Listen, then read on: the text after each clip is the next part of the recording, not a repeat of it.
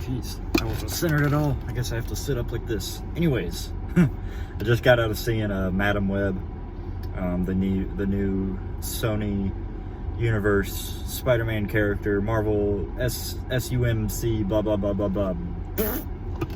Don't care what it's called. I think cinematic universes are interesting. I'll say that. Anyways, not connected to the MCU, connected to Sony's universe with like Venom, Morbius, other stuff like that. Anyways, I went and saw that in IMAX today. Not because you need to go see this movie in IMAX or shot on IMAX or anything. My subscription, no upcharges for IMAX 3D, anything like that. So IMAX was the earliest showing they had, and I took it. Anyways, if I haven't said it before on this channel, I'm saying it now. I'm a massive Spider-Man nerd. My favorite comic book character of all time. Hate what's happening to him in the comics right now under Zeb Wells and Nick Loeb. Stupid. Not reading that. Reading the old comics because those are way better. Not going to go on a rant about that though. Going to talk about Madam Web. Back on track. You know, the Sony Spider-Man character universe is interesting because I've said before, not on this channel, but before to other people, that Spider-Man and Batman, their universes respectively, are vast enough and great enough that they can have their own cinematic universe, their own media universe, a lot like Marvel as a whole or DC as a whole have their own universes. Spider-Man and Batman are those two characters that can branch off and they can have their own cinematic universes if done correctly. And we've seen, like, Matt Reeves is kind of doing that right now with Batman. Started off successfully so far. The Batman is great.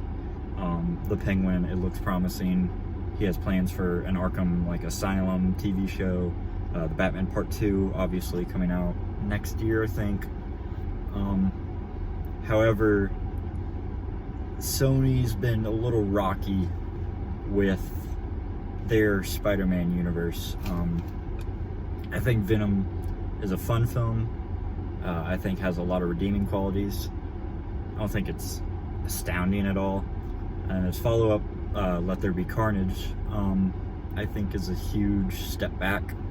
I think it's very lackluster. You have two just huge, amazing fan favorite characters, Venom, Carnage, battling each other in a movie, and it was ultimately just a huge letdown. It had good parts, it had funny parts, but that's not the movie I'm reviewing today. I'm building up to it, I guess. And then Morbius. Morbius is Morbius. However, with this film, I don't think this film suffers from a lot of the things that Morbius does, which was one of my concerns. Like, going in, I'm like, Morbius kind of screwed up the universe so bad as like, oh, it's a part of the Venomverse, kind of Sonyverse thing. Oh, but Michael Keaton's Vulture is in here, so it's a part of the MCU.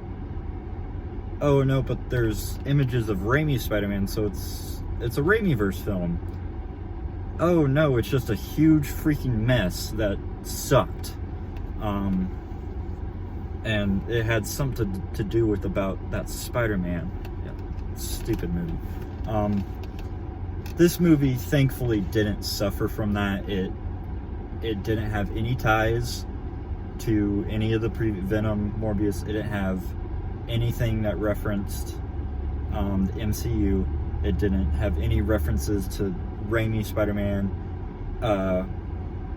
Web Spider-Man, whatever. It really is just a Madam Web original story / origin, for those who don't really know who Madam Web is. The only thing I know about Madam Web from reading the comics is she's the old lady who sees the future, sees all the webs connecting everything. and she's on life support, and she's blind or whatever. So going into, this is a Dakota Johnson, it's a younger Madam Web.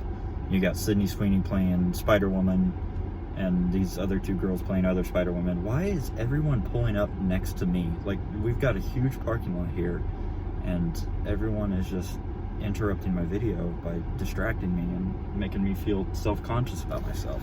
Anyways, I'm just gonna keep talking because I'm 5.5 minutes into this thing already. So it is kind of just like, you know, that would have been weird just watching this movie about this old lady who's a fortune teller kind of thing. So they kind of did an original spin of, let's do an origin story when she's young and first getting her powers, and she has to protect these girls who will eventually, she sees in the future that they will become Spider-Women. But the antagonist of the movie, Ezekiel, also sees that they become Spider-Women and kill them, so he's trying to kill them, which is the whole kind of plot line thingy.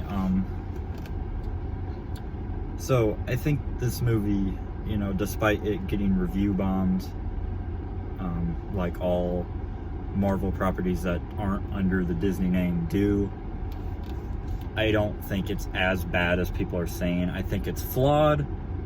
I think there are parts of it that I didn't like, but there's also parts of it where I was surprised and I was actually, oh, this isn't as bad as I was expecting.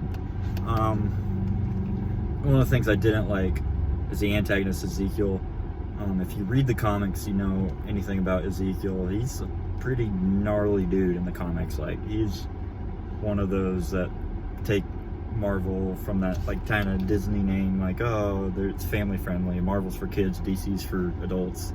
Ezekiel's one of the guys where you read the comics, it's like, no, I mean, there's some really mature stuff in Marvel comics. I think he's absolutely blown in this movie. I think he was the weakest part of the movie. I think he's just kind of a bitch boy in this movie. He sees the future, and he sees these teenage girls kicking his butt, so he's hell-bent on killing them before they have powers. And they also, his design is cool sometimes, but they also gave him a black spider suit.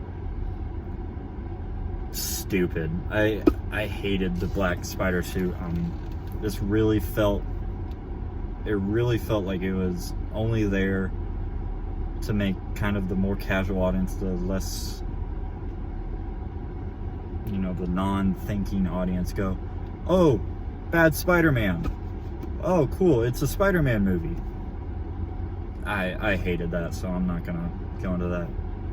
I also thought the writing was a little weak in parts, not necessarily story-wise, but dialogue-wise, and you could kind of feel that in the actor's performance. Sometimes they were just like, this is a stupid line, like, oh no, what are you doing? Like, also, when it comes to the dialogue, I felt like there were a couple parts in this movie where they got a couple characters together to sit around and just exposition dump. And that's fine for maybe a rough draft, like, oh, you're still trying to figure out your characters, you know who your characters are, but you don't know how to tell the audience who your characters are without them just sitting down and monologuing to another character before they sit down and monologue back. And that unfortunately made it to the final cut of the film, and it's kind of like, this is a drag. What else?